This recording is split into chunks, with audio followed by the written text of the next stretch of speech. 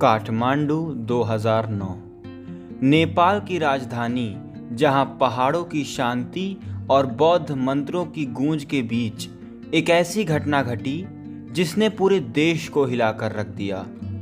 यह कहानी है 19 वर्षीय ख्याति श्रेष्ठ की, एक ऐसी लड़की जिसके सपने आसमान छूने को तैयार थे, लेकिन उसका जीवन एक राक्षसी साजिश का शिकार बन गया।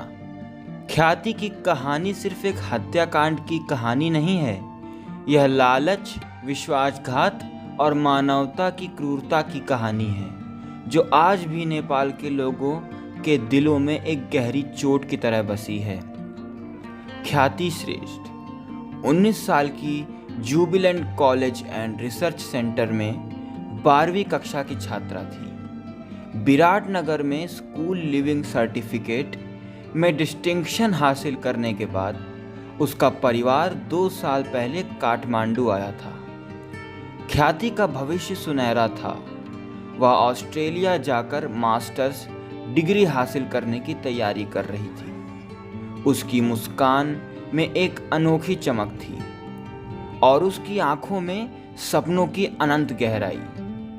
माता पिता राधा और उनके पति अपनी बेटी पर गर्व करते थे, लेकिन किसे पता था कि यह खुशहाल परिवार जल्द ही एक भयानक त्रासदी का शिकार बनने वाला है। 5 जून 2009 की सुबह काठमांडू की हलचल भरी सड़कों के बीच ख्याति के मोबाइल पर एक कॉल आया। दूसरी तरफ एक लड़की की आवाज़ थी जिसने खुद को किसी मैगजीन का प्रतिनिधि बताया। ख्याति, तुम लकी विनर हो। तुम्हें 20,000 रुपए और पोखरा की मुफ्त यात्रा मिली है। बस एक इंटरव्यू के लिए आना होगा। यह कॉल सुनकर ख्याति उत्साहित हो जाती है। कौन नहीं चाहेगा कि इतना बड़ा इनाम। उसकी माँ राधा को भी यह मौका सच्चा लगा। उसने पड़ोसी से अनुरोध किया कि वह ख्याति को पुटाली सड़क पर छोड़ दें। दोपहर 1 बजे ख्याति उस जगह पहुंची जहां उसे लेने के लिए मरीना शाक्या, एक 19 वर्षीय लड़की, इंतजार कर रही थी। लेकिन यह कोई साधारण मुलाकात नहीं थी। यह एक जाल था जिसे बीरेन श्रेष्ठ उर्फ बीरेन प्रधान ने बड़े ही सुनियोजित ढंग से बुना था। बीरेन श्रेष्ठ 43 साल का एक पूर्व स्कूल शिक्षक, जो काठमांडू के एक स्कूल में 14 साल तक पढ़ा चुका था। बाहर से वह एक साधारण सम्मानित व्यक्ति लगता था, लेकिन भीतर से वह जुए की लत का गुलाम था। काठमांडू के कैसीनो में उसने लाखों रुपए का कर्ज जमा कर लिया था। यह कर्ज उसकी जिंदगी पर हावी हो चुका था। बीरेन ख्याति और उसके परिवार को पहले से जानता था, क्योंकि वे उसके किराएदार रह चुके थे।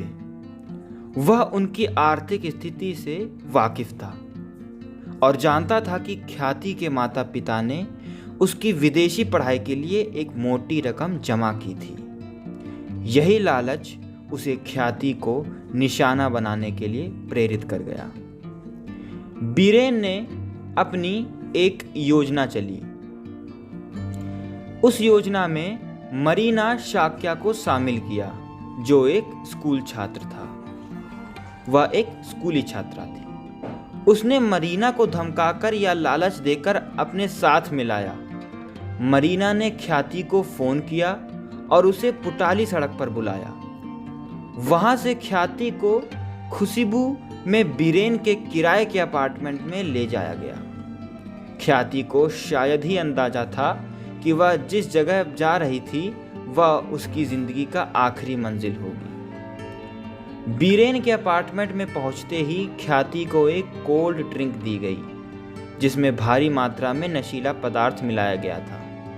जैसे ही ख्याति बेहोश हुई, बीरेन ने उसकी जिंदगी छीनने में जरा भी देर नहीं की। उसने ख्याति के सिर पर लोहे की रॉड से कई बार प्रहार किया, यह सुनिश्चित करने के लिए कि वह मर चुकी है। मेडिकल जांच के अनुसार ख्याति की मौत अपहरण के दिन या अगले दिन हो गई थी। लेकिन बीरेन की क्रूरता यहीं खत्म नहीं हुई। उसने ख्याति के शव को टुकड़ों में काटा और उसे काठमांडू, चितवन और आसपास के इलाकों में बिखेर दिया ताकि पुलिस को उसका अपराध ट्रेस करने में मुश्किल हो। ख्याति का धड़ शंभू ललितपुर में एक नाले में फेंका।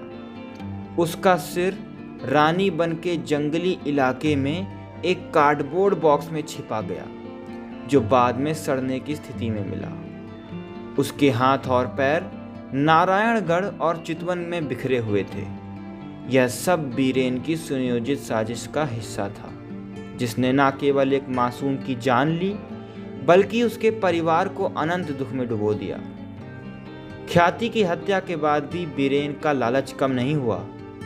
उसने ख्याति के पिता को एक टेक्स्ट मैसेज भेजा, जिसमें 10 लाख रुपए की फिरौती मांगी गई। राधा, जो कि ख्याति की मां, और उनके घरेलू सहायक राम ने काकर भिट्टा में फिरौती की रकम पहुंचाई।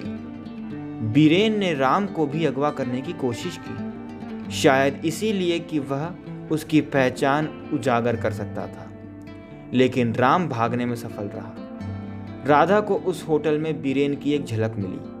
वह फिरौती की रकम दी गई थी। यह वही बीरेन था जो उनका पूर्व मकान मालिक था।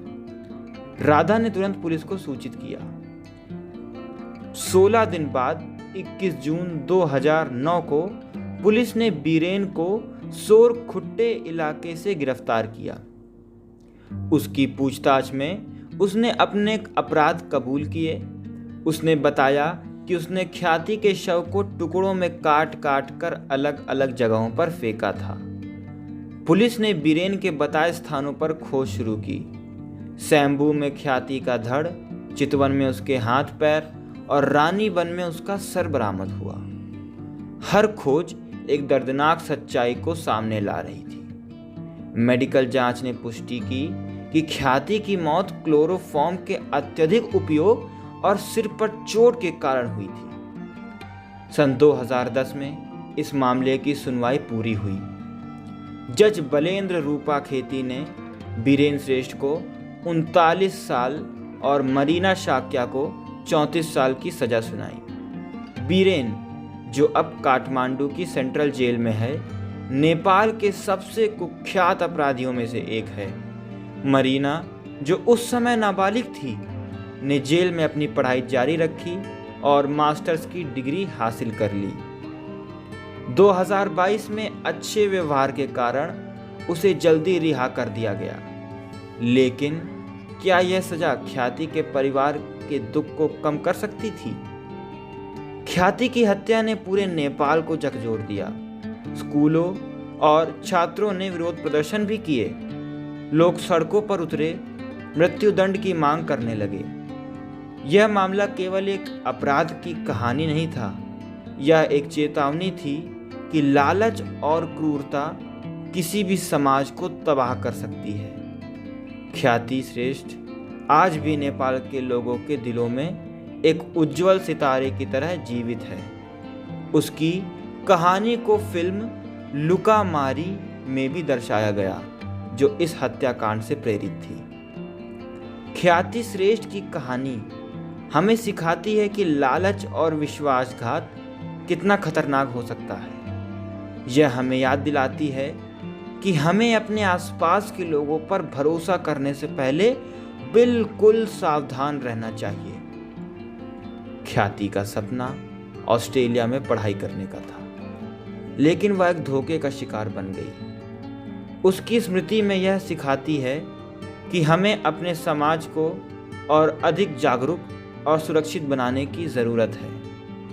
ख्याति श्रेष्ठ के साथ जो भी हुआ, यह बहुत ही गलत हुआ है। एक रहस्यमयी फ़ोन कॉल जो उसको मिली थी, 20,000 रुपये की लॉटरी और पोखरा की मुफ्त यात्रा, यह एक उसे लालच दिया गया था। और ये वही जाल था जिसमें ख्याति श्रेष्ठ फंस गई थी। बीरेन श्रेष्ठ जो हत्यारा था, उर्फ उसका नाम बीरेन प्रधान था, वो जुआरी पूर्व शिक्षक और अपने कर चुकाने के लिए जघन्य अपराधों को अंजाम दिया। उसकी सहयोगी मरीना शाक्या भी थी।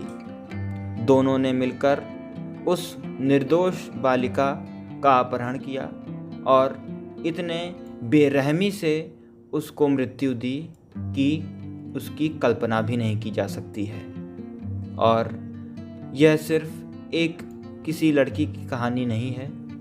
ऐसी घटनाएं पूरे विश्व में, चाहे कोई भी देश हो, वहाँ पर घटित हुआ करती हैं, क्योंकि पैसा का लालच किसी भी इंसान के सर पर किसी भी समय चढ़ जाता है और वह लालच कब अपराध का रूप लेने लगता है यह नहीं पता चलता उस मनुष्य को भी नहीं जिस पर यह भूत सवार होता है। पैसा कमाना अच्छी बात है, लेकिन अगर उसे गलत तरीके से कमाया जाए या किसी का नुकसान करके कमाया जाए तो वह एक अपराध से कम नहीं है। अपराध अपराध होता है, चाहे छोटा हो या बड़ा हो।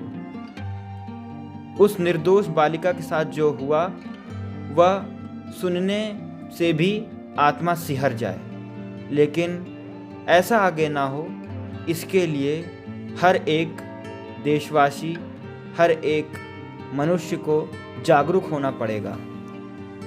हमारी इस वीडियो को आप अपने दोस्तों, अपने साथियों, सहपाठियों के साथ ज़्यादा से ज़्यादा शेयर करें, जिससे हम लोगों के दिमाग में ये बात बैठा सकें कि पैसा कभी भी गलत तरीके से नहीं अर्जित करना चाहिए, क्योंकि आखिरी में वह विनाश का कारण ही बनता है। खैर, जो हो चुका है अब वो लौट के वापस आ नहीं पाएगा। ख्याति के माता पिता को आज भी वही कष्ट मिल रहा है जो कष्ट उस बालिका के मौत के समय उनको था। चाहे जो भी सजा हो जाए, उस जख्म को कोई भर नहीं पाएगा। मिलेंगे आपसे अगली वीडियो में, तब तक के लिए अपना ध्यान रखें। अगर आपने चैनल को सब्सक्राइब नहीं किया है तो सब्सक्राइब ज़रूर करें। कमेंट में बताएं कि ख्याति के साथ जो हुआ उस पर आपकी क्या राय है, और अगर आप जज की जगह होते तो आप क्या करते, कमेंट में ज़रूर बताइएगा। मिलेंगे आपसे अगली वीडियो में, तब तक के लिए जागरूक रहें, सतर्क रहें, किसी पर विश्वास ना करें। जय हिंद, नमस्कार।